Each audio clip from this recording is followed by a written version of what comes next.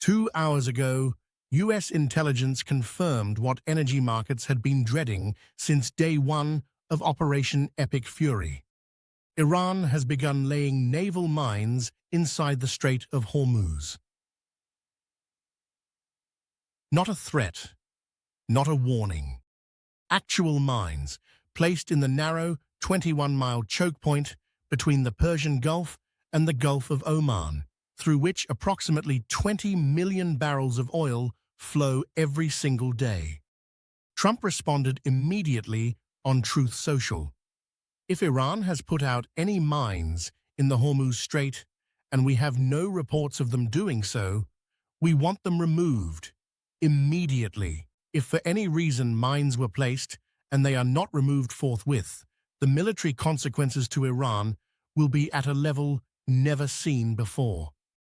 That message landed on markets already running on fear. Oil had already crossed $100 a barrel for the first time since 2022. Tanker traffic through the Strait had collapsed to near zero. 150 ships were sitting anchored outside the waterway, waiting for someone to tell them it was safe to move. Nobody had. And now, there are mines in the water. This is no longer a blockade by threat. It is a blockade by physics. To understand why this moment is different from every previous Hormuz crisis, you need to understand what actually flows through that 21-mile gap every single day.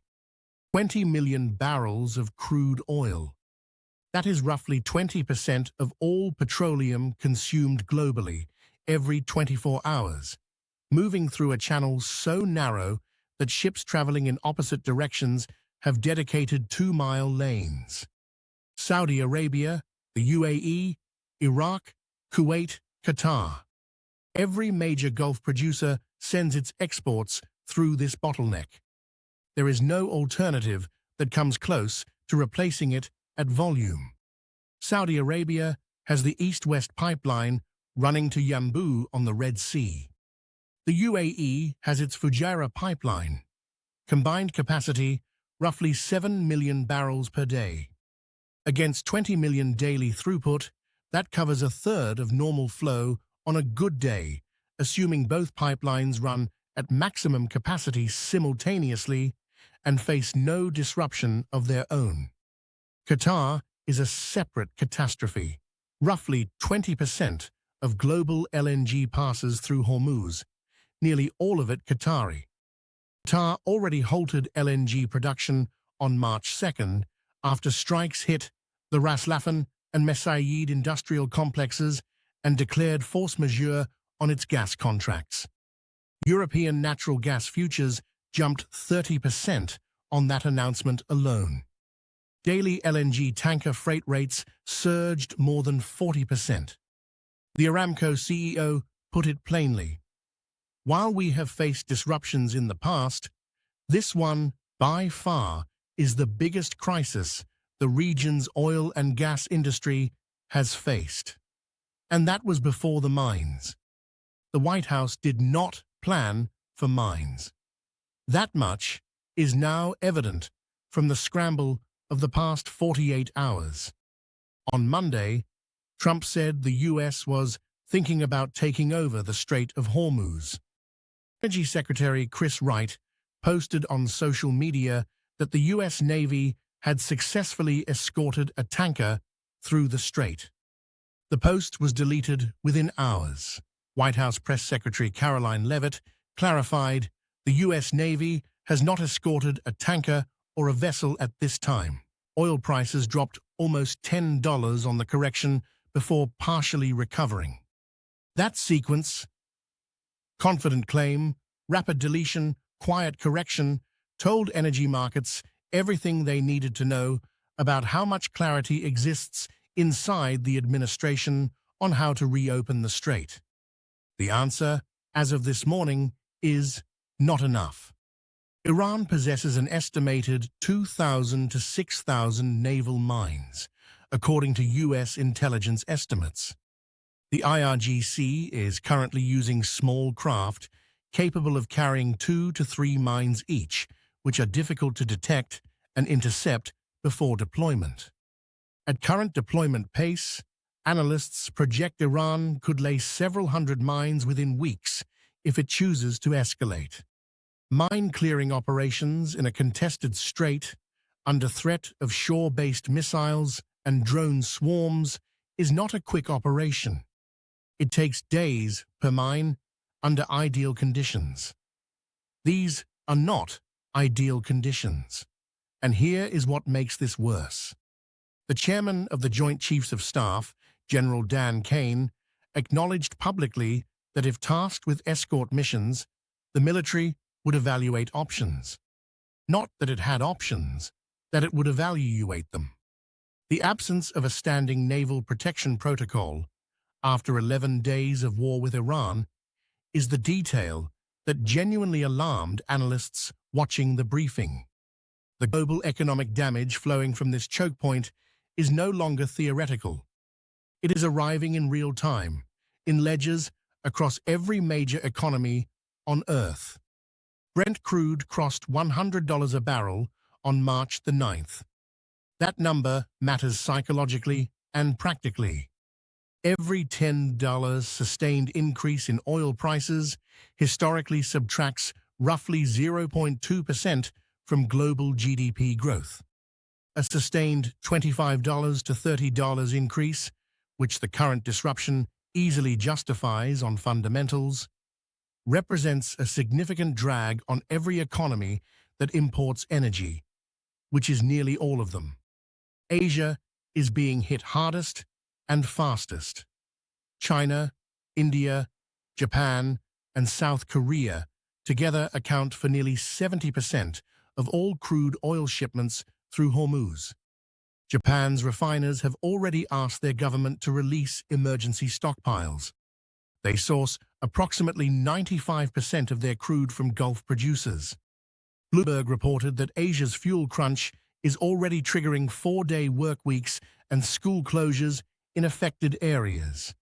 Europe is facing a dual shock, crude oil and natural gas simultaneously. The continent sources 12 to 14% of its LNG from Qatar through the Strait, and Qatar has stopped producing. European gas futures are pricing in a supply gap that existing stockpiles and Norwegian pipeline flows cannot fully cover heading into the final weeks of winter.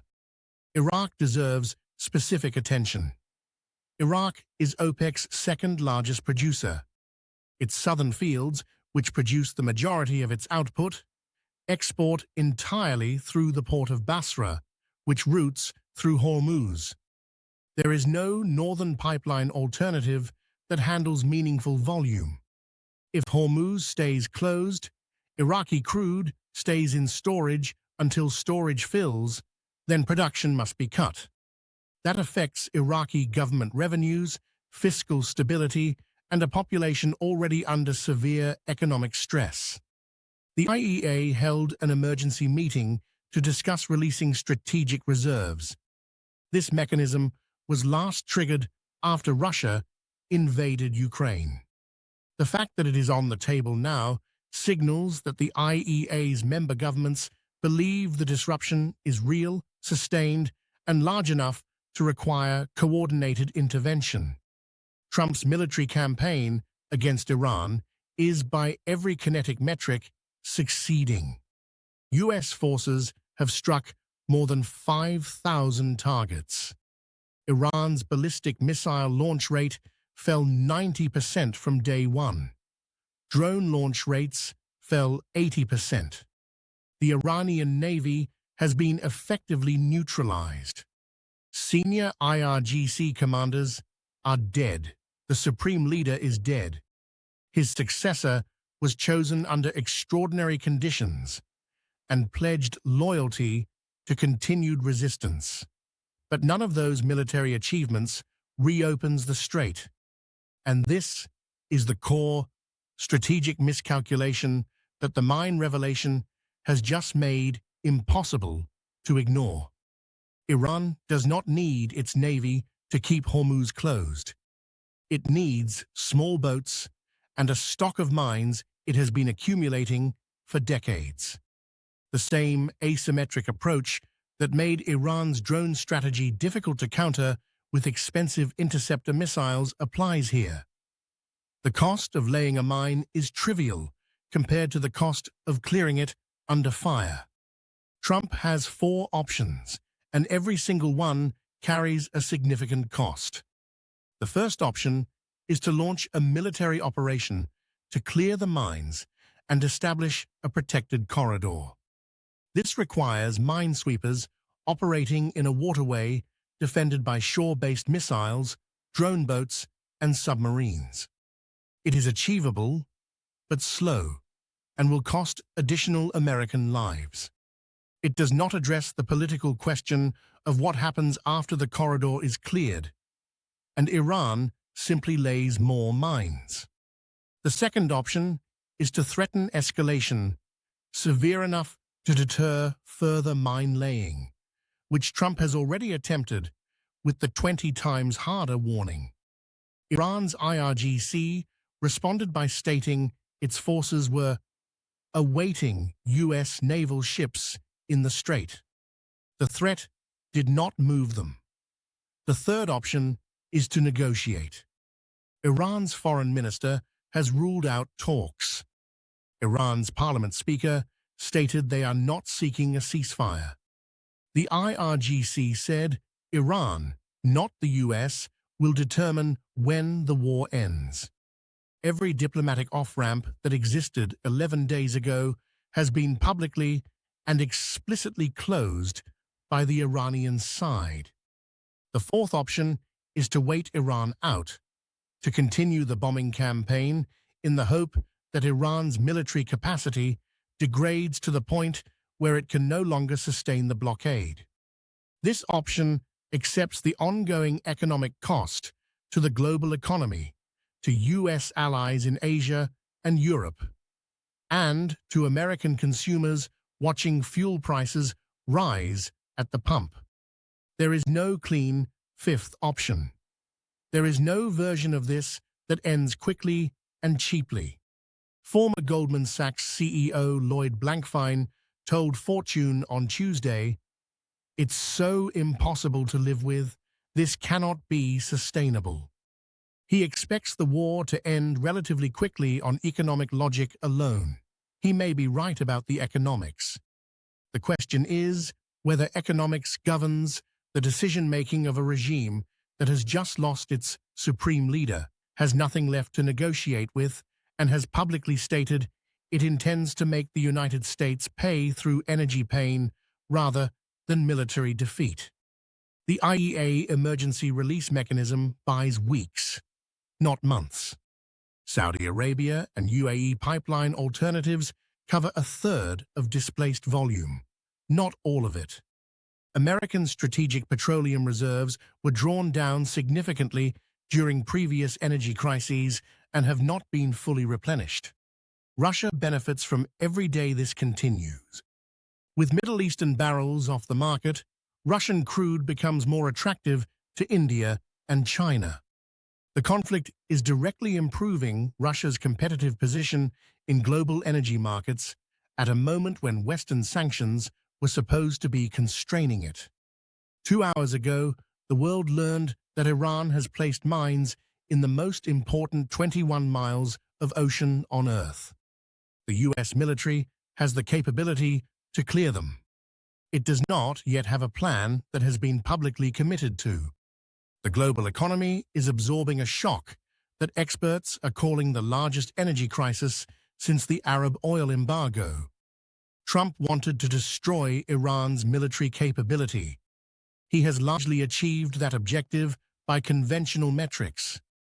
What he did not fully model is that Iran's most powerful economic weapon was never a missile or a drone.